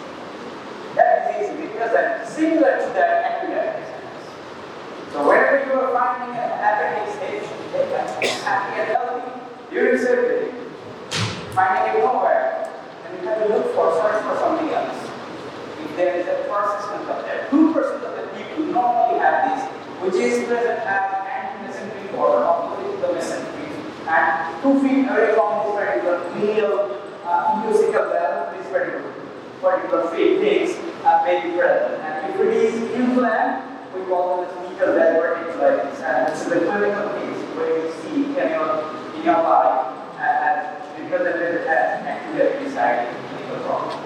So mucus diverticulitis is a regular problem. We have to explain what is mucus diverticulitis, how these things remain there, what is the there, and where all is coming. And if it is inflamed, what can happen? In addition to that, there are a number of things there related to the diverticulitis. And one tissue may be there, gastric tissue, pancreatic tissue. Physiology guys will take care of that. Alright? So they will talk about the mucus diverticulitis with the gastric tissues and the pancreatic tissues, the significance of that particular element if it is there. So that's the abnormal diagnosis. Now, this is about this particular loop, rotations of effect of this medium and this entire thing. So we're done with the medial approach.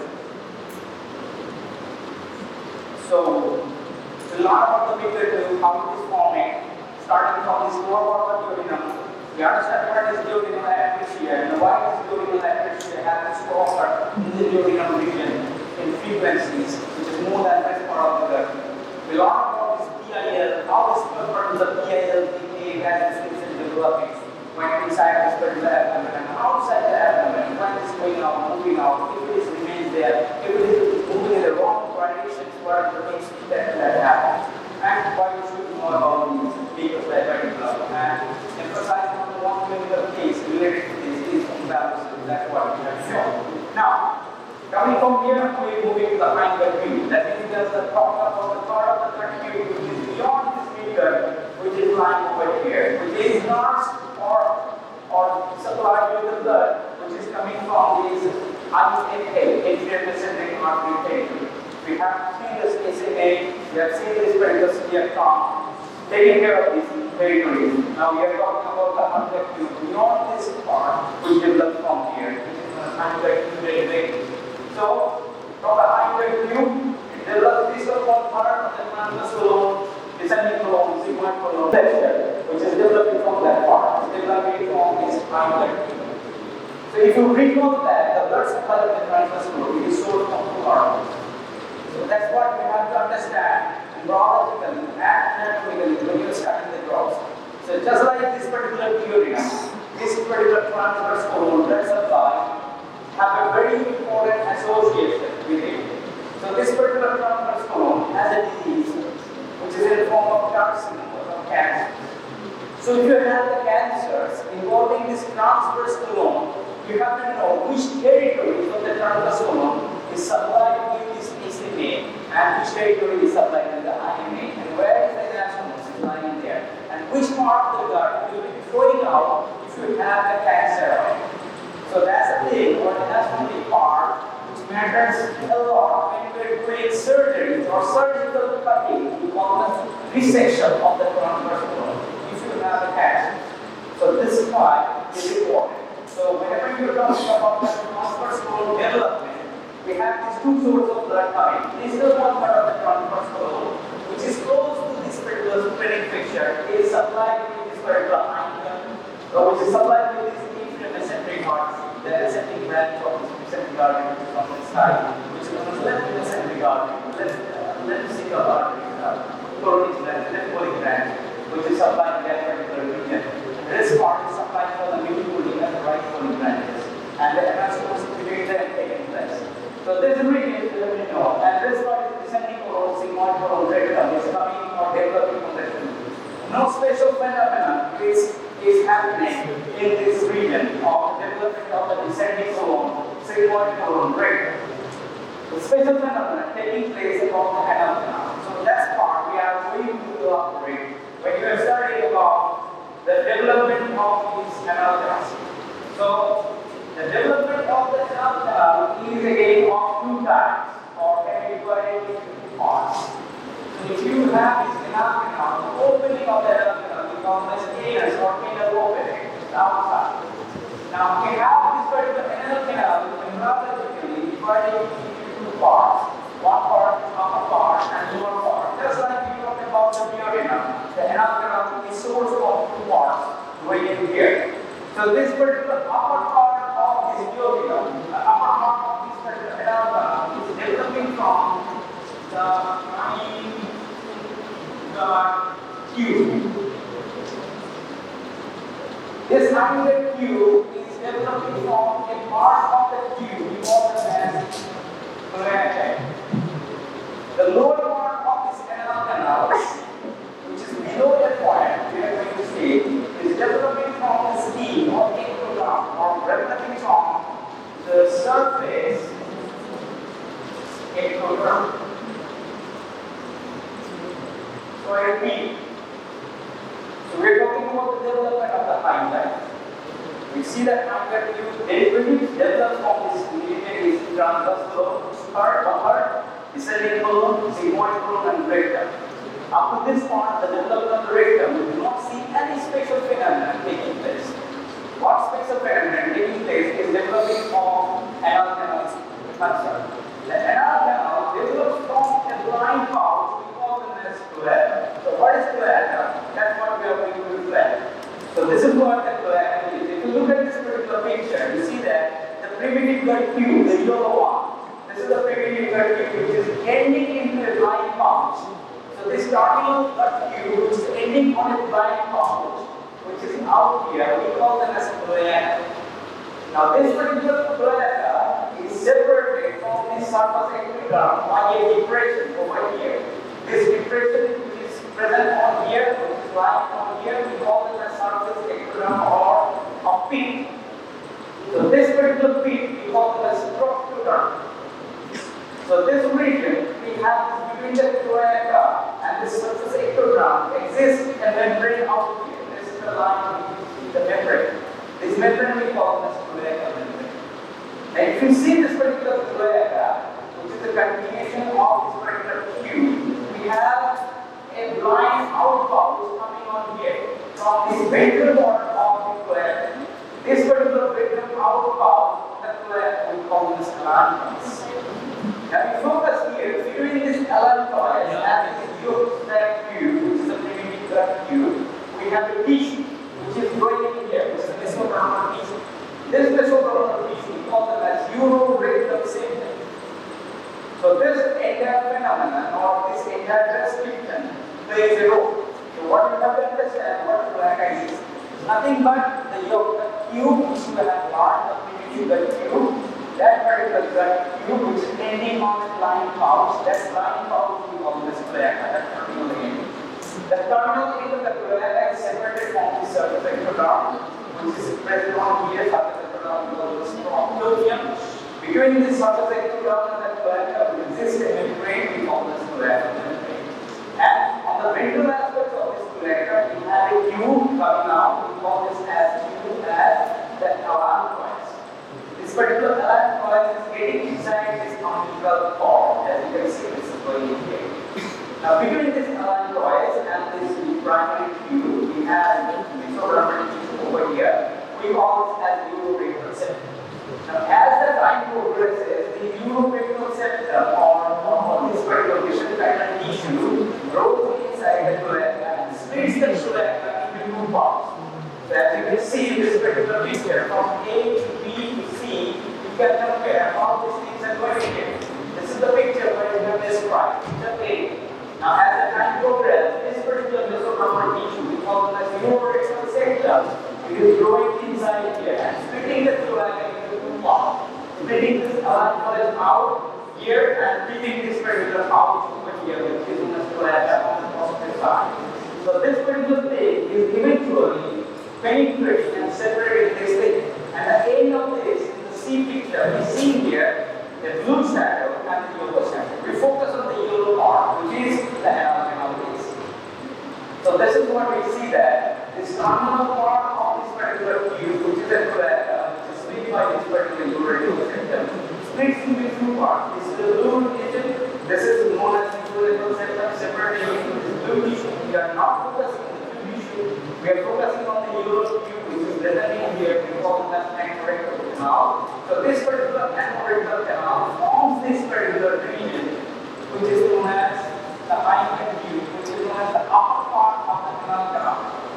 So this upper part of the anal canal is developed from this particular cloaca, or this part of the cloaca which is there, and the lower part of this anal canal is developed from the peristalsis or the rupture of the surface ectoderm, which is known as proctoderm. So we have membrane existing here between this particular surface ectoderm and this particular anal canal. That's why we call this cloacal membrane.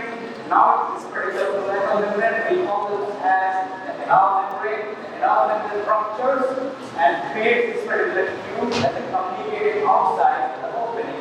We call them as anal opening.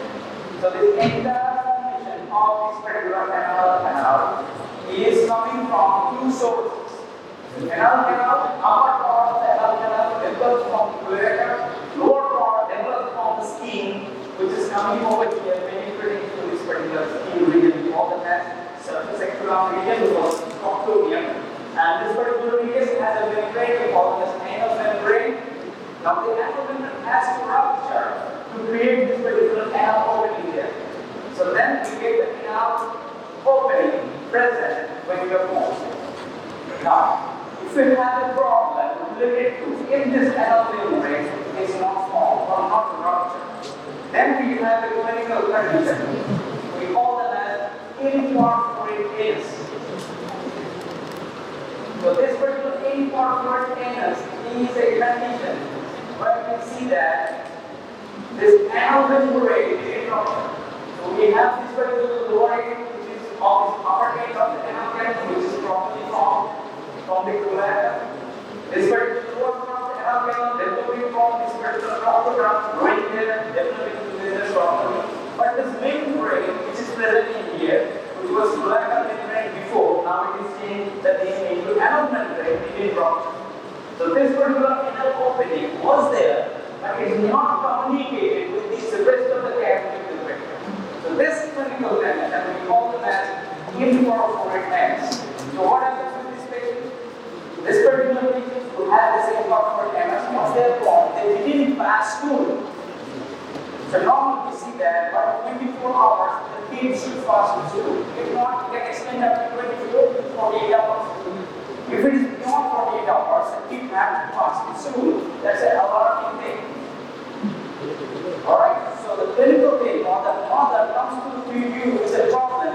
Whatever the food material the kid is taking, it's not passing out. So no passage stool. The first stool the kid passes because of meconium. So that particular stool never comes. And the abdomen keeps on distending. Like weight, because there's only inlet, no outlet. So this particular condition we call as imperforate anus because of the anal membrane phase rupture. Okay. And this particular clinical case has to be identified. When you're going to identify this, when you are born, when these kids are born, as a junior doctor, you have to identify this. So see the reflex of the case, and you have to see these opening there, the anal canal. We have an anal probe. So with the probe, we have to pass it. How far is passing? If you look at this anal opening, the anal opening is there. You can see the cavity, or you can see the cavity has an anal opening. But it aims at a blind spot. So for that reason, by just looking at it, you cannot make it out. You have to cross a probe, also known as anal probe. So that anal probe has to travel some distance. It has to travel a few centimeters. You see that, but there is passing. If it is not passing, then you have to just like say this anal membrane has no rupture. Then you have to call for surgical interventions, or else the kid will be dropped. So this particular clinical condition also is very important neurological care for the blood problem. So this is what we have talked so far regarding this particular GI system development. So this is the area where we should prepare your exam when we are prepared. So whatever the things we have covered, this region is for practice, dual diagram sketching, real question, everything related to this is exam oriented about particular question for discussion. Small intestine we have already read in GI tract, okay? So there are 4 layers, right? From outside to inside, which is that? First one, from inside to outside. Inside is mucosa, then submucosa, then muscularis, externa, then serosa. So what are the layer of the mucosa? What are the 3 layer of mucosa? Ki ki ache? Mucosa 3 layer ki na?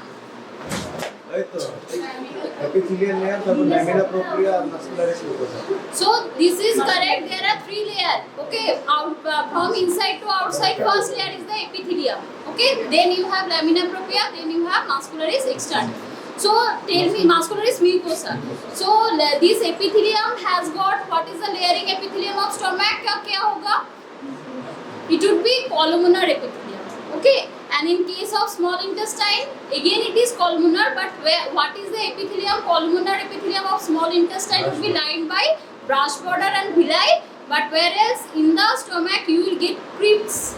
Okay, so by that way you could differentiate these 2 slides. Okay, all are same. These 4 layers could be easily identified. And in case of small intestine, you will get ulnar villi. Okay. So this is the main identification point between stomach and small intestine. Both are very similar. It's very difficult to differentiate.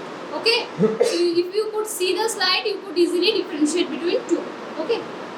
Okay, now we will start the small intestine and the class will have the exam for this all. Okay, we will another class of histology.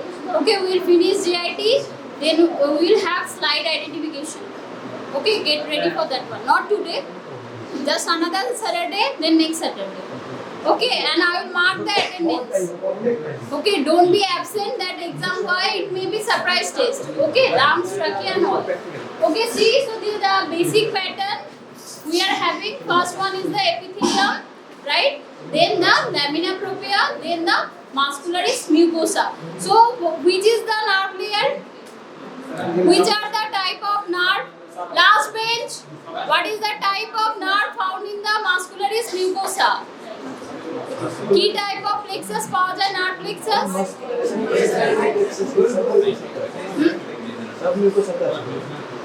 Muscularis mucosa তে আছে না একটা layer? কি আছে? muscularis mucosa. So what are the type of muscle layer found in muscularis mucosa? Key type of muscle layer পাওয়া যাবে? হ্যাঁ? Smooth muscle layer. Okay, then in submucosa, which type of nerve plexus? Meissner plexus. Then in case of muscularis externa.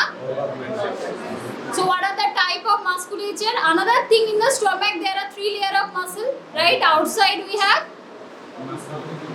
longitudinal layer, then circular layer, then most inside the oblique layer. So these you have to identify in case of stomach. Okay, the layer of muscularis externa is little bit thick and there are 3 layers. It is layered by 3. Okay, so this is, and what are the type of nerve plexus found over there? কিরকম nerve plexus পাওয়া যায় বল? Muscularis externa তে কি type of nerve plexus পাওয়া যায়? So another name is myenteric plexus. Okay, myenteric or iodate plexus. So there are 2 type of nerve plexus. Then where you will get this arterioles, venules, everything? কোথায় পাবি? বল। কোথায় পাবো arterioles, venules, lymphatics? কোন লেয়ারে পাওয়া যায়? So it would be found in the submucosa. Okay, so their basic pattern you have to follow. So could you remember the esophagus? So what is the pattern in upper 1/3, middle 1/3 and lower 1/3? Upper 1/3 এ কি layer থাকবে? পুরা ভুল গিয়ে last class পুরা ভুল গিয়ে বলো। upper 1/3 এ কি লেয়ার থাকে? longitudinal muscle layer না circular muscle layer? কোনটা থাকবে? So it is kind of skeletal muscle. Okay, so that's why LES we used to say, right? Then next one is the তারপরে লেয়ারটা কি থাকবে? both longitudinal R smooth, and lower 1/3 এ কি থাকবে? So it is completely smooth, just like the stomach. Okay, so esophagus we have done, and we have also done the tongue, right? So tongue you have seen there are numerous type of the papilla. Okay, according to that the slide would appear. It may filiform would appear what? So which slide would be appear like a spike? Spike এর মতো কোনটা থাকে? কোন প্যাপিলাটা থাকে পুরো স্পাইকের মতো এরকম থাকে? So that is filiform. Okay, and circumferentটা কিরকম হবে? So it will be club shape, numerous club shape, and inside you will get the crypt. Okay, where you will get the taste buds. Okay, so these are the slide you will see. So these are the 4 layer. Okay, last layer is the serosa layer or adventitial layer, and I told it is not concerned with the peritoneum. Okay, it is the outside the peritoneum. Okay, then see in the epithelium. What is the type of epithelium I said? It is a columnar type of epithelium.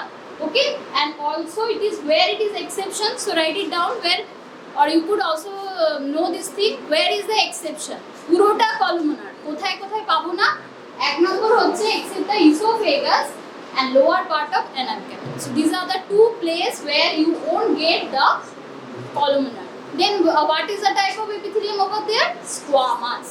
Okay, squamous type of epithelium. Keratinized or non-keratinized?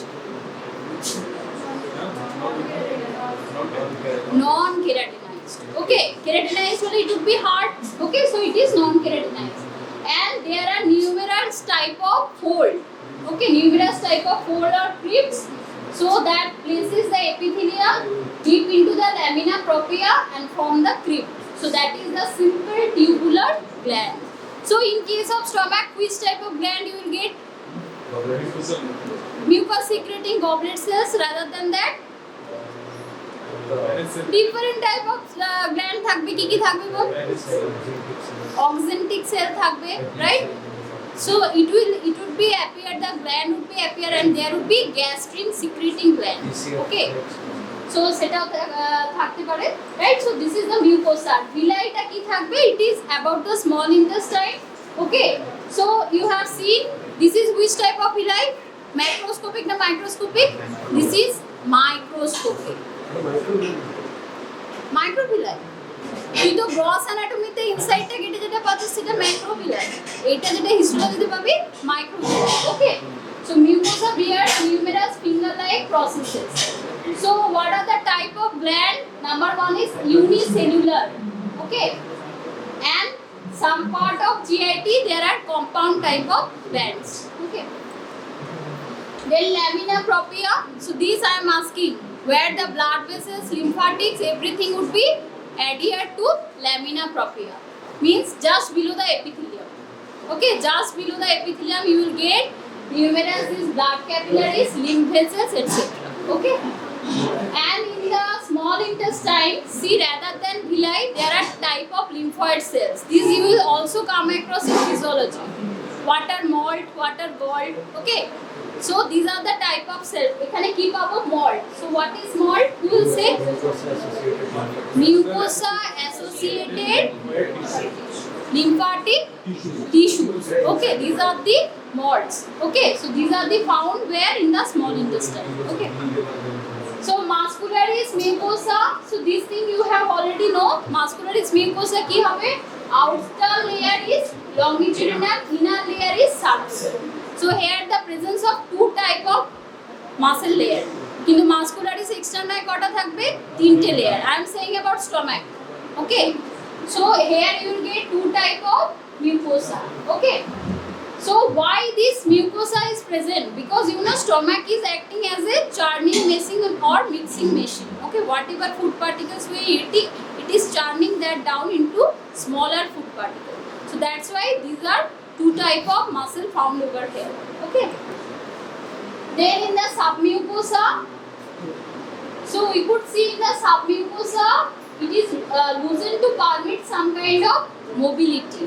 Right, so submucosa to nerve supply আছে, so definitely it is acting according to the mucosa and contain numerous blood vessels, lymphatic and nerve fibers. তার মানে আমরা দুটো লেয়ারে পেলাম, একটাতে পেলাম lamina প্রপিয়া আর একটা কোথায় পেলাম? Submucosa. So these are the two layer. And what is the nerve plexus of submucosa? It is known as Meissner nerve plexus. Okay, so whatever the slide appear, if you identify it is from GI tract, please write it down all these facts. Okay, at first you have to say 4 layers and what are the common thing you will get. Then you differentiate whether it is small intestine or stomach or esophagus. According to that you write the particular point. Okay, so GI tract is very easy.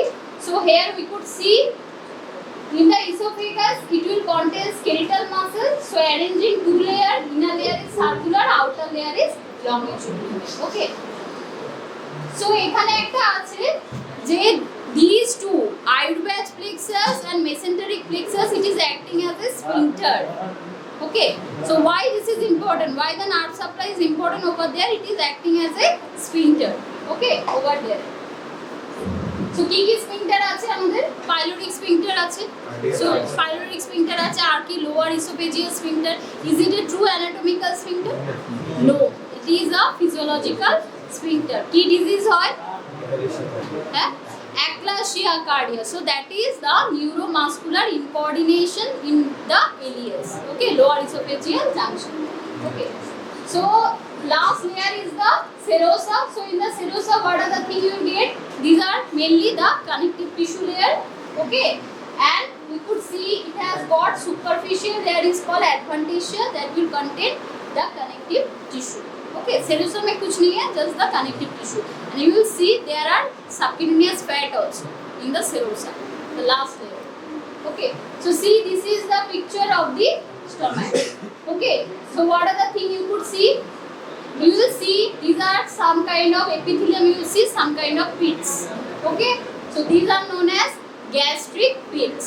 Okay, then here is the presence of gastric glands. So the gastric glands could be anything. Could be mucosa, mucus secreting gland. Could be the gastrin secreting gland. Anything. Okay, and I told previously that vitamin B12 is also synthesized from large intestine. আরেকটা কোথায় বলেছিস? স্টমাকেও হয়, যেটাকে আমরা বলি Cassius intrinsic factor, তাই তো? ওখান থেকেও ভিটামিন B12 টা আসে। Okay, so why vitamin B12 is important? Suppose anybody is having completely vegetarian diet, কি হবে তার? কেন বেঁচে থাকবে না? বেঁচে থাকবে 100 ভিটামিন B12 ডেফিসিয়েন্সি হবে। ওকে, পার্নিশিয়াস অ্যানিমিয়া হবে, মেগালোব্লাস্টিক অ্যানিমিয়া হবে, and not only that, neurons would be won't acting properly. Nerve সেলের জন্য vitamin B12 is very much needed. ওকে, কি কি লাগে? ফলিক অ্যাসিড লাগে, this vitamin B12. Okay, these two. So vegetarian diet is not at all that much good. Okay, then these are the gastric glands. Then we are having serious layer. So this much big. Okay, stomach এ দেখতে পাচ্ছেন gastric পিটটা কত বড়, ঠিক আছে? So this is too much enlarged.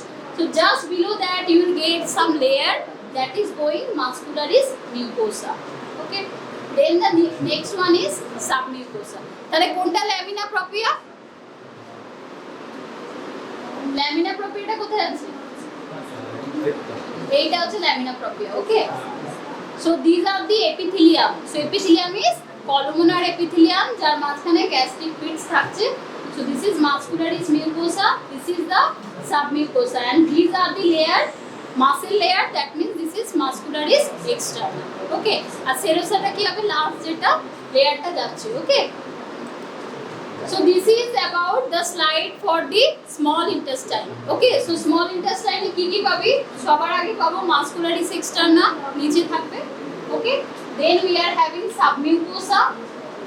Okay, so how to identify the small intestine and the stomach? What is the differentiating factor? কি কি পাবি? See this villi. Okay, আর কিছু পাওয়া যাবে? If you see this slide and the previous slide, so how to differentiate these two? It is almost same, right? How to differentiate? Is it looking like a villi? No. So it is just the gastric pits. But see here how it is looking in case of villi. So the pits would be, margin would be more defined. ঠিক আছে, মার্জিনটা prominent হবে এবং defined হবে, and it would be long. It would be looking like a finger. Okay, finger or brush border like. So by that way you could differentiate the stomach and small intestine. Now see the slide.